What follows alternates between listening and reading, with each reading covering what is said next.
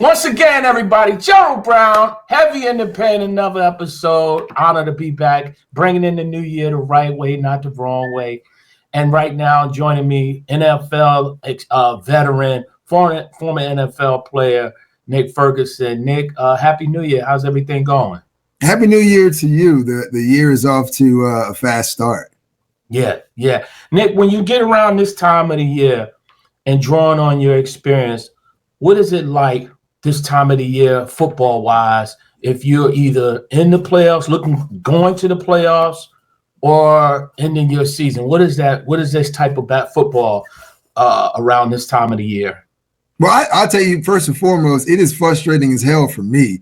And the reason being because I go back to the 2006 time period when we playing the Pittsburgh Steelers for the right to go to Super Bowl and play against Seattle. And we lost. So every year, this time, all those raw emotions starts coming back because I can't really change the fact of what happened then. And I can't really change anything that's going on now. So first and foremost, that's the frustrating part for me. But when you're a team and you know that you're getting into a playoffs, it is one of the most exciting, exhilarating experiences that you can ever experience because you know you are right there. You're about 3 games away from punching your ticket to the Super Bowl in New Orleans. And if you're one of those teams that you're saying, you know what, you knew by week 12, in some cases with some teams, they knew by week 10, they didn't have a shot at all. To me, it's like, man, you want to go ahead and hit the reset button and think about what you didn't accomplish, all the things that you said before the season that you wanted to do that never happened and that never manifest. And in some of those cases, you may be on one of those 5 teams because there's usually 5 teams every single year, which means as though some of your teammates are not going to be there. The GM, he's probably not going to be there either. And the head coach, guess what? He's not going to be there either. So it's like everything is kind of gone all over again and you're hitting that reset button. But for those teams who punch their ticket, man, it's a great time and exciting for their fan base. Yeah. And Nick, what does it take to get a franchise quarterback, or better yet, make a franchise quarterback? Because there's some teams out there that at the end of the day, one of your former teams, the New York Jets, they're still searching for a franchise quarterback where you draft a guy, develop him, and he materializes into that guy for your franchise for years to come. It's been different, but what does it take in your estimation? Because I struggle with this. You know better than I do because you played the game. But what does it take?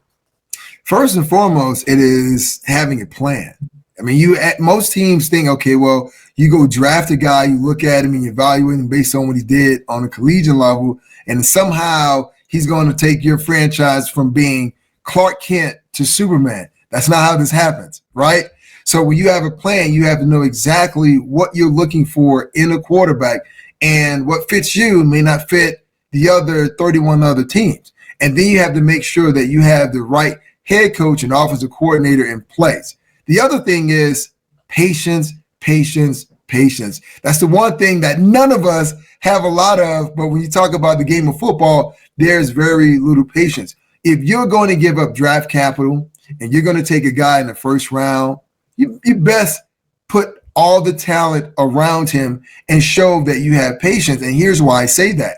Because if you are changing quarterbacks or you're changing GMs and head coaches, that means that you are not that successful. And whomever that GM and head coach was before you, you need some time to get your players into place to make sure that you can actually make sure that your plan comes to fruition. But we see so many teams kind of bail on their talent. Like Chicago Bears, for instance, right? Like how many quarterbacks have they gone through over their franchise history that they were not patient with? I remember, in my time with the Chicago Bears, Cade McNown at UCLA, he was there, right? Now, did they put the right talent around him? That's debatable. And then how much of that was on Cade, right? But also you fast forward and you say, well, what happened with Justin Fields and Caleb Williams? You got to have patience. And if you're going to take a guy that high, you better start to put talent around him. And that starts with the offensive line.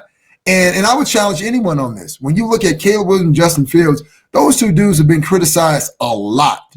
But you tell me, what have they done to put the necessary framework in front of those guys? And I mean the offensive line, to make sure that they're successful. Those guys are having like 30, 40, and maybe 50 sacks.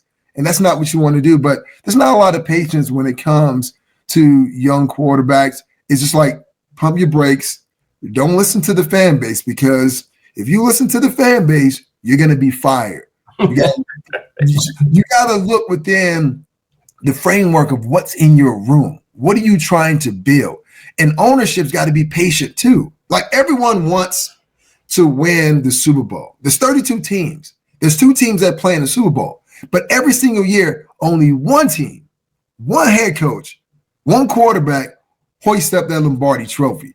So for the other 31 teams, you're going to lose. So you have to hope that you're putting your organization in a situation where you can be competitive every single year. But it's not a lot of patience when it comes to young quarterbacks. Yeah, I struggle with this because I had talked about this a while ago, and I said that if I had to select a franchise in the NFL that I would model my franchise after, if I had the opportunity to be an owner, it would be the Green Bay Packers. Because think about this. They go from Brett Favre, draft Aaron Rodgers.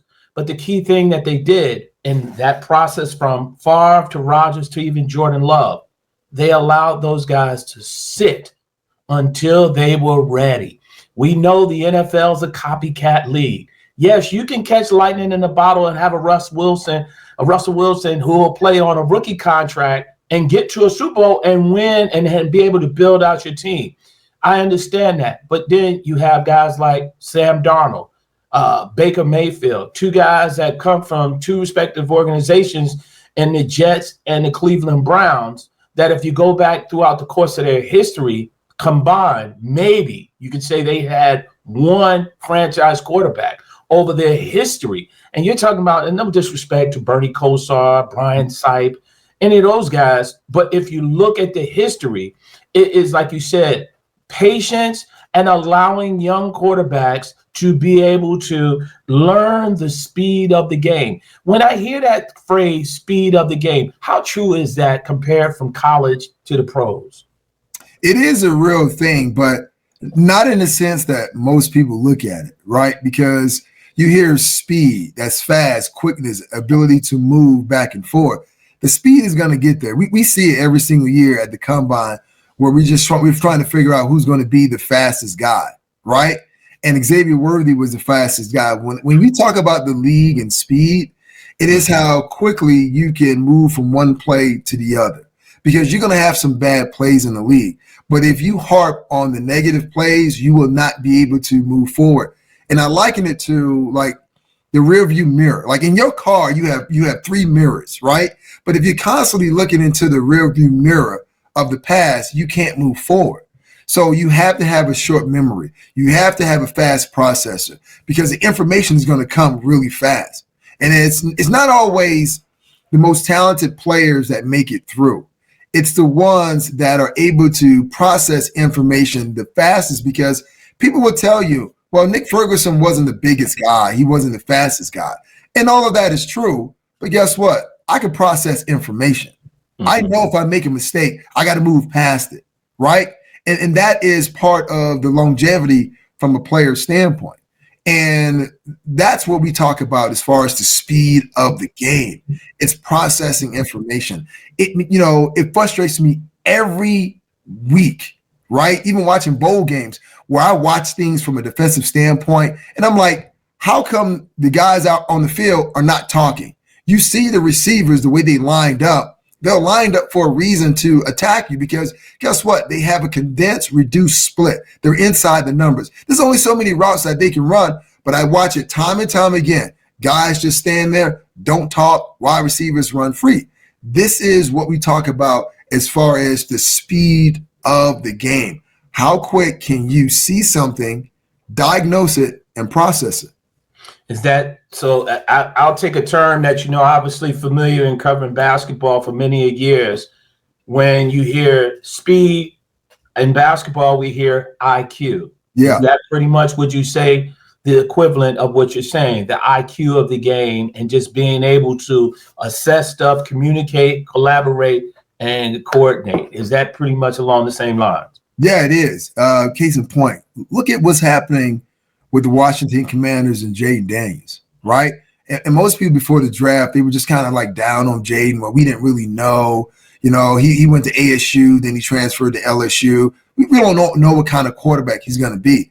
But look at the way that he processes information. And from a quarterback standpoint, these are certain keys where you start to look at quarterbacks. How good are you on third down? And what do you do in the red zone? But more importantly, when you're in that 2-minute offense and you're desperate, you need to move the ball down in position to win the ball game, either by a touchdown or game-winning field goal. This is how you measure quarterbacks. And for a young quarterback, he's done that well. He did it against Michael Penix and Atlanta Falcons. He did it the week before against the Eagles. And he's a young quarterback. Having that ability to be able to process and lead under pressure.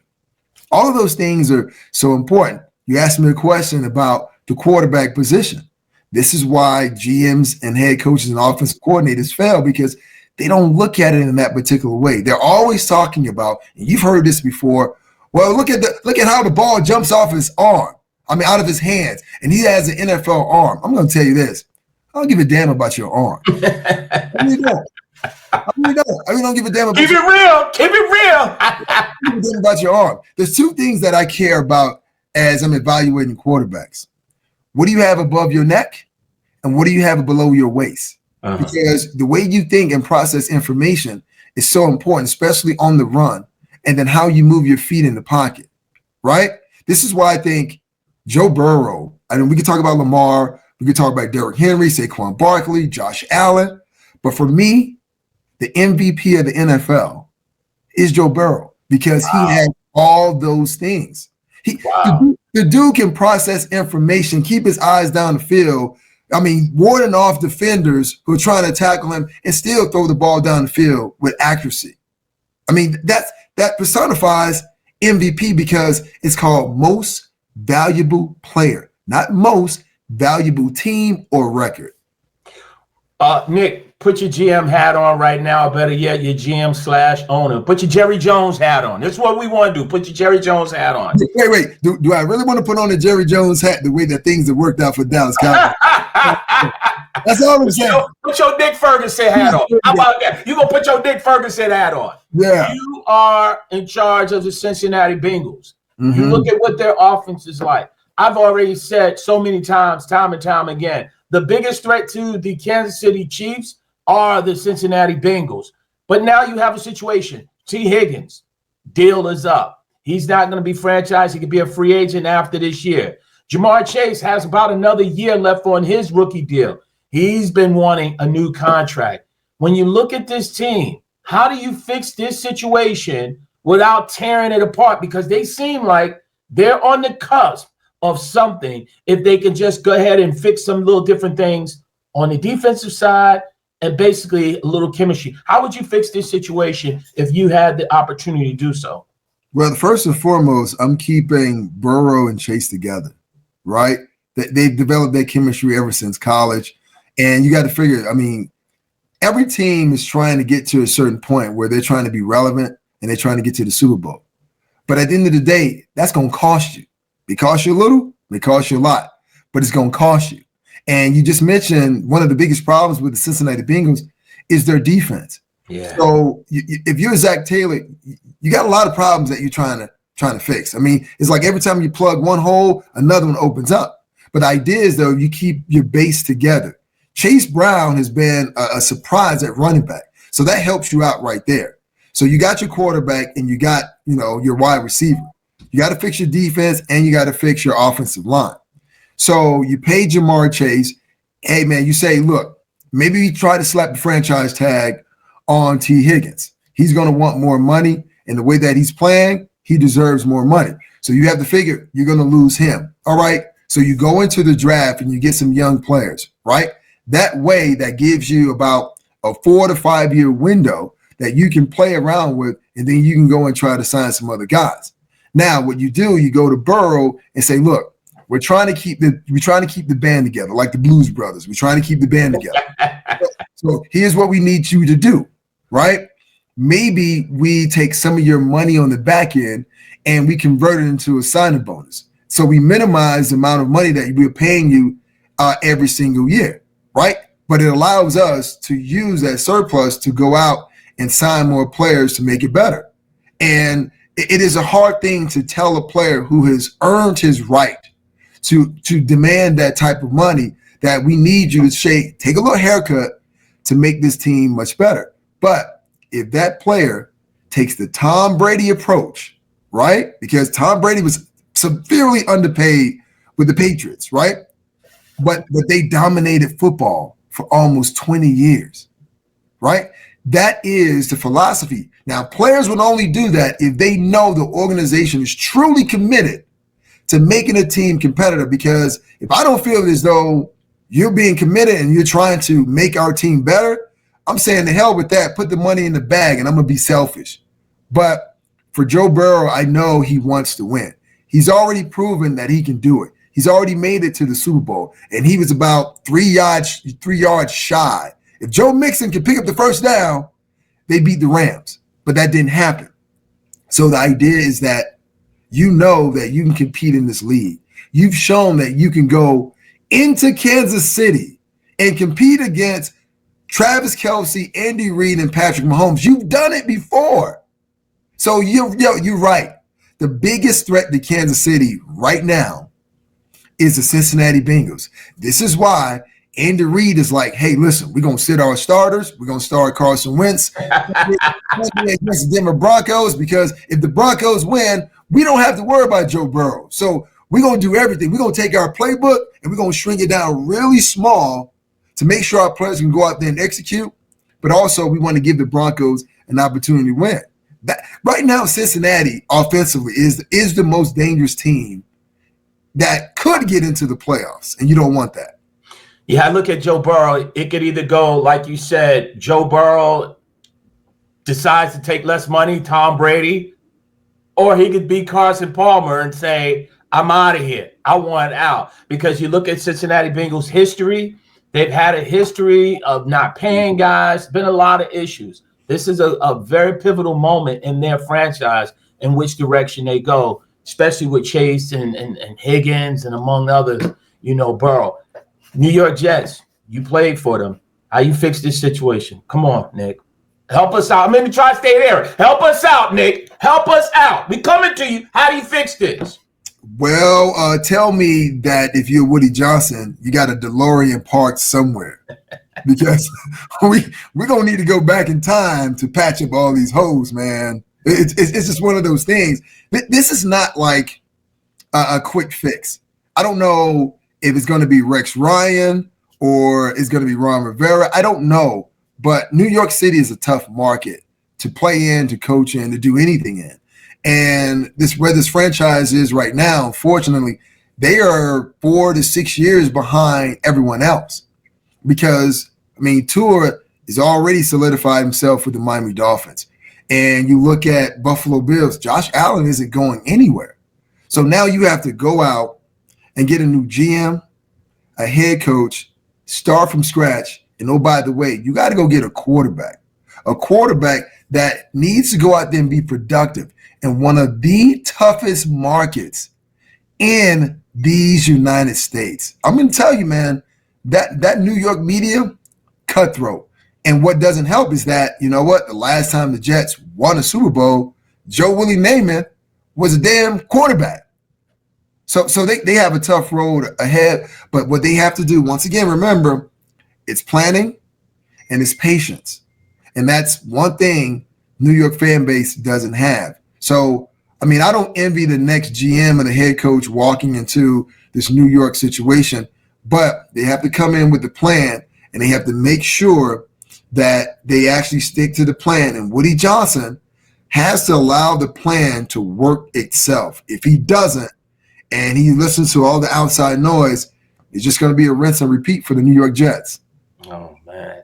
Nick, before I let you get on out of here, man, I really admire, obviously your career and again, your perseverance and really salute you on that. If you had an opportunity right now, gear yourself up perhaps for the playoffs or be able to somebody say, hey, Nick, you know what? We got this contract right here. This bag right here is yours.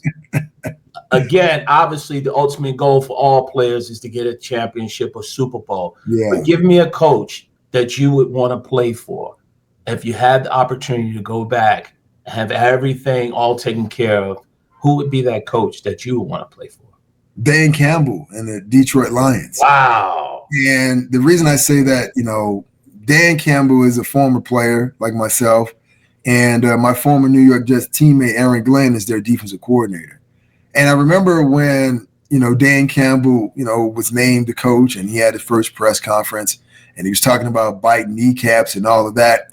Everyone thought it was funny. Everyone made fun of him. But the question is, who's laughing now? Right? Because for consecutive years, he's dug that team out of the basement. Like no one really wanted to go to Detroit to even play. No one really cared about the Detroit Lions. Like I was a fan of Barry Sanders when I was a kid growing up, right? But I knew Wayne Fontes was in the toughest situation he was ever going to be because he couldn't really get players to come to the city of Detroit. You can't say that now. I mean, these are not your father's Detroit Lions. And I love the way that they play football. I love how it's just a family atmosphere and it's tough as nails. It just reminds me of my early days being around, Bill Parcells and being a young player, right? But Dan is a lot different than Bill Parcells. Bill Parcells is not putting his hand around you, right? Patting you in the back, but Dan is a very emotional coach. He wears his heart on his sleeve. He's been criticized for that, but that's something that I love. He's passionate about this game. He's passionate about his players, and he wants them to experience whatever time period they have in this league. He wants them to experience what the epitome, what the Mount Rushmores of players. He wants his players to experience that. And for me, I'm a huge fan of that. So he would definitely be one of those coaches who's coaching today that I would love to play for him. Not even Mike Tomlin? You're a defensive guy. Well, you know what? I mean, that's my second guy. I was thinking Mike Tomlin, right? But you only got one. You only get one. You only gave me one. Yeah, right? That's right. You got to get one. Yeah, you only gave me one. But I will say this about Mike Tomlin.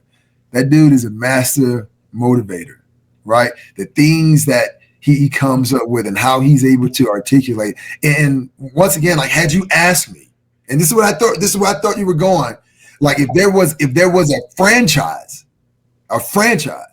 that I wanted to be a part of, obviously it is the Pittsburgh Steelers, because the Pittsburgh Steelers, in all of the years that they've been in the league, they've only had 3 head coaches. 3. I mean, some teams have, like on their 22nd, but they only they've only had 3. So that tells you they believe in a philosophy. They are patient.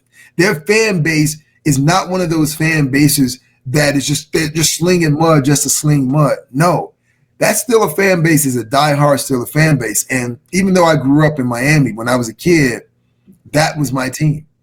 The Steelers were my team, and I was fortunate several years ago when I was playing for the Denver Broncos to meet Art Rooney. I'm coming out of a hotel in Washington with my family, and he's there. And the thing that blew my mind was I went up to him. I said, Mr. Rooney, love what you're doing with the Pittsburgh Steelers. And then he said this.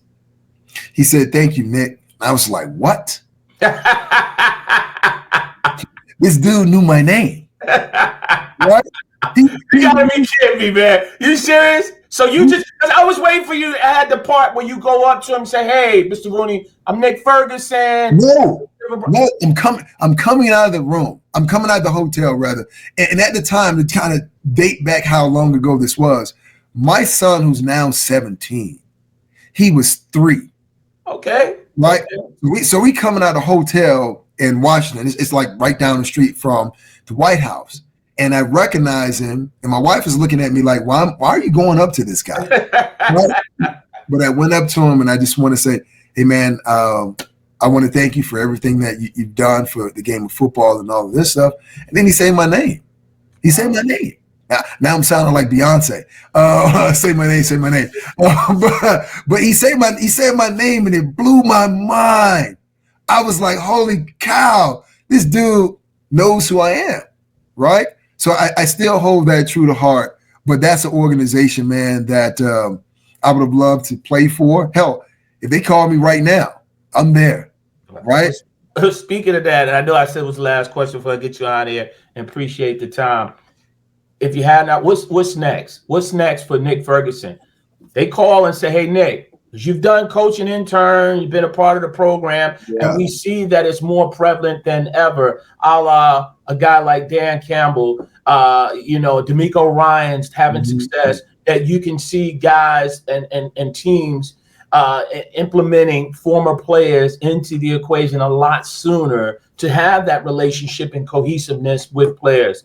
What's next for Nick Ferguson? The opportunity to be on this side of the microphone, covering the games, or being a part of a coaching staff? Wow, that's tough. For me, I would say if I had an opportunity and someone came to me, and it was a good opportunity because it has to work out for the family, not just me. Right. But you know what? I would take it. You know, if it fit all those criteria, I would take it because. Well, which one? Well, I would take, being a part of an NFL organization. Right. That's keeping it 100. And here's why. I've been a player and I wasn't drafted, so I had to do it the hard way. And I've coached in the league before. I know your story, Nick. I know it. I know it. I do my homework. I know your story, bro. I remember you played with the Jets. Yeah. I remember. Yes. So the idea is being able to give back to players everything that I've learned, right? Both on and off the field, to be able to watch those guys go out and excel on the field and to know that I had a part in that. And I was contributing to the league and the players and the organization in a positive way, because we know there's a lot of negative stuff out there. But to know that I was able to do that, to me, that's empowering, because we all live our life and we always ask ourselves when we write in that last chapter of our lives, what did we achieve? What did we leave behind? Right? For me, I would like for that to be my legacy, other than that of my family, to know that I've instilled some promise into some young men and took them from young men to being grown ass men, right? Which there's a difference. To know that I was a part of that would be extraordinary. Yeah. Listen, Nick, really, really appreciate your time. Good brother. Continued success with all you do. Do me a favor. We got to do this again. Super Bowl's right around the corner. Definitely all the hooplas associated with that. Love to have you back on. And then we can mix it up, talk a little basketball. Got to talk some basketball and get all in this stuff and everything. But I appreciate the time, man. Happy New Year to you and yours, man. Happy New Year to you as well. Appreciate you, bro. Nick Ferguson, happy in the paint. Peace.